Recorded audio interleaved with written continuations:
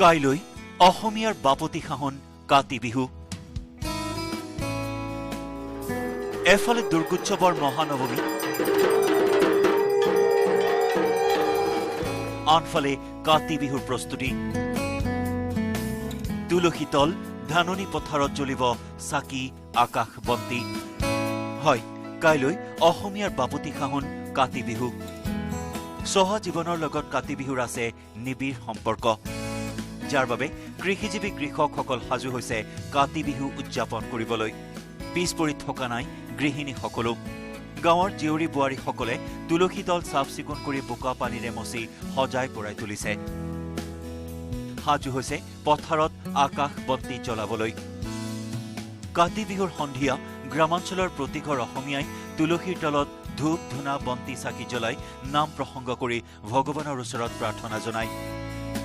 কৃষকসকলে কপালৰ ঘাম মাটিত পেলাই আশাৰ খেতিডৰালৈ যাতে কোনো অপায় অমংগল নাহে, সেইবাবে পৰম্পৰা অনুসৰি জীয়াৰী বোৱাৰীসকলে জ্বলায় আকাশ বন্তি।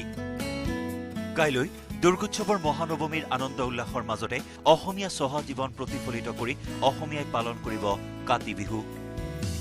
Bureau' report, news 18 Assam north east.